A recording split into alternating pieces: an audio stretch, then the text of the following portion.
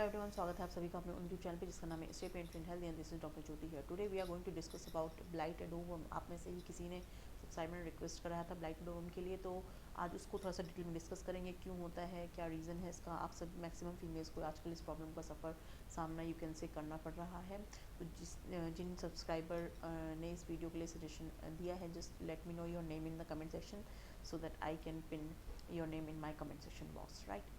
तो वीडियो होने वाली काफ़ी ज़्यादा इंटरेस्टिंग, चैनल पर नहीं तो प्लीज़ सब्सक्राइब करिएगा एंड वीडियो पूरा एंड तक देखना, पसंद है तो लाइक भी कर देना। Let's start the video. First of all, what is blighted ovum. काफ़ी सारी प्रेगनेंसी टर्मिनेशन में जो एक नेम आता है ब्लाइटेड ओवम का, क्या होता है, ये क्यों होता है, क्या कारण है और इसको हम किस तरीके से ध्यान दे सकते हैं। बार बार इस तरीके का इशू हो रहा है तो क्या उसके रीजंस हैं, प्लस किस तरीके से ट्रीटमेंट हम लोग कर सकते हैं, टेस्ट करा सकते हैं, ठीक है। तो what is blighted ovum. ब्लाइटेड ovum एक ऐसी चीज़ है, मतलब आपका जो एम्ब्रियो इम्प्लांटेशन हो गया है बट वो एम्ब्रियो का डेवलपमेंट ही नहीं हो रहा है, जिसको कहते हैं एन एम्ब्रियोनिक प्रेगनेंसी, मतलब एम्ब्रियो बन ही नहीं रहा है, ठीक है, इसलिए इसका नाम है एन एम्ब्रियोनिक प्रेगनेंसी। तो ये आप मैक्सिमम फीमेल्स को होता है जब अल्ट्रासाउंड कराती हैं, जब उनकी प्रेगनेंसी टर्मिनेट हो जाती है तो उसमें रिपोर्ट में लिखा होता है एन एम्ब्रियोनिक प्रेगनेंसी, ठीक है, गेस्टेशन सैक डेवलपमेंट नहीं हो रहा, एम्प्टी गेस्टेशन सैक। तो आप इस तरीके से पता लगा सकते हैं कि आपका जो है ब्लाइटेड ओवम प्रेगनेंसी थी, ठीक है, ब्लाइटेड ओवम था।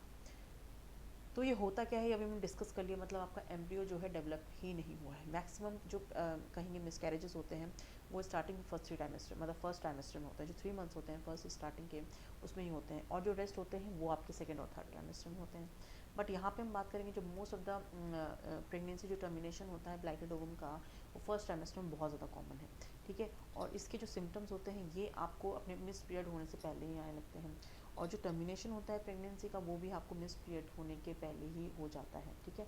वैसे तो ये चलता है फर्स्ट ट्राइमेस्टर तक, कभी कभी लॉन्ग रन में भी चलता है, अगर आप टेस्ट नहीं कराते तो आपको पता नहीं लग पाता है।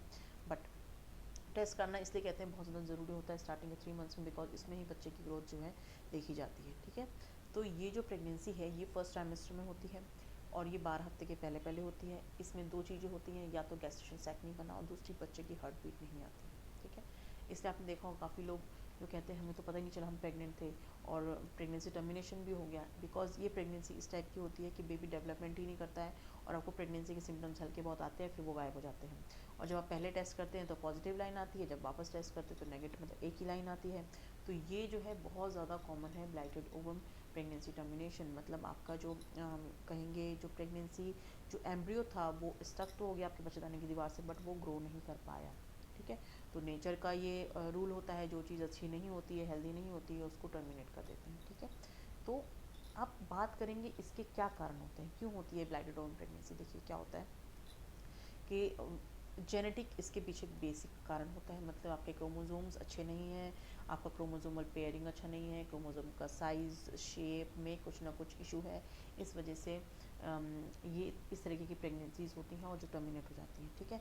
तो अगर आपके क्रोमोसोमल इशू है, ठीक है, क्रोमोसोम्स अगर आपकी फैमिली में कभी हुआ है तो हो सकता है आपके साथ ऐसा चांसेस हो, ठीक है। और साथ ही साथ क्रोमोसोमल इशू होने के कारण कोई जेनेटिकल इशू है, तो इस तरीके से इश्यूज जब आते हैं तो आपको ये ब्लाइटेड ओवम होता है, ठीक है। तो बेसिकली हमने क्या जाना इससे कि हम इसका कारण बेसिकली क्या होता है, आपके जेनेटिकल और कहेंगे डीएनए इशू में इसकी वजह से ये प्रॉब्लम जो है होती है, ठीक है। अगर आपको बार बार ब्लाइटेड ओवम हो रहा है, बार बार आप डॉक्टर से चेक कराते हैं, तो आपका जैसे जो एम्प्टी सैक है, जो सैक होता है उसमें बच्चा होता ही नहीं है, एम्प्टी होता है, प्लस बच्चे की हार्ट बीट नहीं आती है, प्लस आपका जो है पहले ही आपकी प्रेगनेंसी जो है टर्मिनेट हो जाती है, तो ये इंडिकेट करता है कि आपको ब्लाइटेड ओवम था, ठीक है। तो इसलिए हमने क्या करना है, हमने टेस्ट कराना है कैरियोटाइपिंग का। अगर जिन महिलाओं को 2 से 3 बार इस तरीके के इश्यूज हो गए हैं वो एक बार अपना कैरियोटाइपिंग का टेस्ट करा लें। ये एक बहुत अच्छा टेस्ट है जेनेटिकल इश्यूज़ को देखने के लिए, ठीक है, क्रोमोसोमल इश्यूज़ को देखने के लिए, ठीक है। If you want to know just let me know in the comment section so that I can make a video on this topic as well, जो कैरियोटाइपिंग होता है उसके बारे में, राइट। तो ये हमने बात कर ली कि हमको कौन सा टेस्ट करना है। अब बात करेंगे एससीजी की। देखिए जब आप चेक करते हैं तो ऑब्वियसली 2 पॉजिटिव लाइन आती है, बिकॉज आप सभी जानते हैं एससीजी के बारे में डिटेल में वीडियो बनाया है। जैसे ही आपका बेबी जो है ग्रो करने लगता है तो मतलब प्लेसेंटा सिक्रीट करने लगता है, जैसे इम्प्लांटेशन हो जाता है एम्ब्रियो का बच्चेदानी में की दीवार पे, तो जो है एससीजी बनने लगता है, ठीक है। बट एससीजी बनता रहता है, बनता रहता है, बनता रहता है, और जैसे ही जैसे आपकी जो pregnancy you can say terminate हो जाती है, जो एम्ब्रियो जो है डेवलपमेंट नहीं हो पाता है, बट शरीर का रिस्पॉन्स होता है कि वो एससीजी बनाता रहता है फिर भी थोड़े दिनों तक, ठीक है। तो जिन महिलाओं को लगता है कि 2 महीने तक तो हमारी डबल लाइन आ रही थी, फिर एकदम से सिंगल लाइन आने लग गई, वो इसलिए आने लग गई बिकॉज ऑफ ब्लाइटेड ओवम, मतलब आपकी प्रेगनेंसी जो है टर्मिनेट हो गई है, आपका जो बेबी है वो डेवलप ही नहीं हो पाया है, ठीक है। तो इसलिए एससीजी जब आप चेक करते हैं, मतलब आपकी प्रेगनेंसी तो पहले ही टर्मिनेट हो गई थी, बट कुछ दिन तक आपका जो एससीजी है वो बनता है, ठीक है, 1 हफ्ते 2 हफ्ते तक बनता रहता है।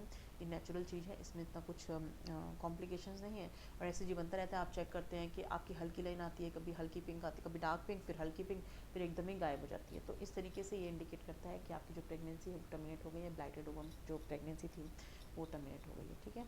तो ये तो बात हो गई एससीजी की। बात करेंगे इसका पता कैसे लगेगा। इसका पता लगेगा जब आप अल्ट्रासाउंड कराएंगे, और मतलब अल्ट्रासोनोग्राफी कराएंगे, उसमें पता लगेगा कि एम्प्टी सैक है और बच्चे की हार्ट बीट नहीं है। ये इंडिकेट करेगा कि आपको ब्लाइटेड ओवम है, ठीक है। तो डायग्नोसिस इस तरीके से करते हैं। अब हम बात करेंगे कि हम किस तरीके से ध्यान रखें।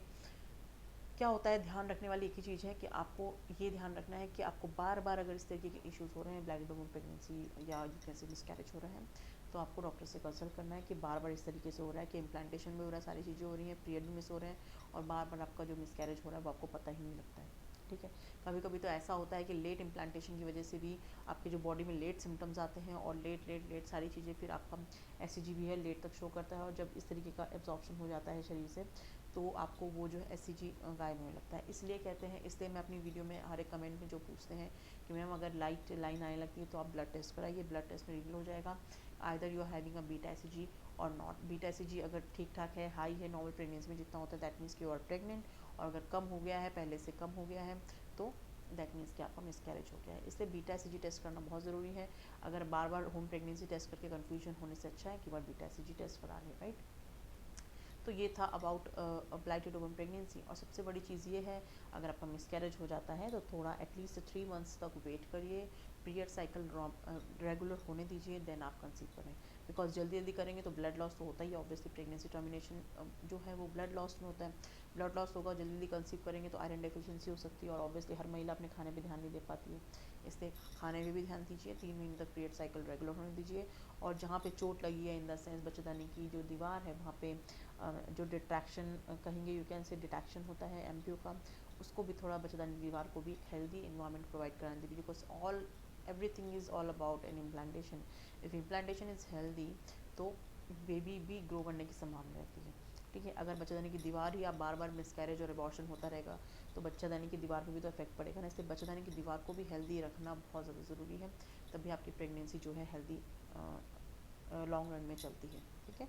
तो बच्चेदानी की दीवार भी हेल्दी रखिए, प्लस प्लस प्लस अगर आपको बार बार हो रहा है इस तरीके के इशू, जैसे बच्चे की हार्ट बीट नहीं आती है, या प्रेगनेंसी टर्मिनेट हो जाती है स्टार्टिंग के 3 मंथ्स में ही, तो डॉक्टर से कंसल्ट ज़रूर करिए, खुद से ट्राई मत लीजिए, ऐसे आपको हेल्थ इश्यूज़ हो सकते हैं, ठीक है। तो हमने बहुत ज़्यादा डिटेल में डिस्कस कर लिया है। अगर आपको वीडियो पसंद आती है और तो लाइक कर देना, चैनल में तो प्लीज़ सब्सक्राइब करना, and thank you very much for watching. This is doctor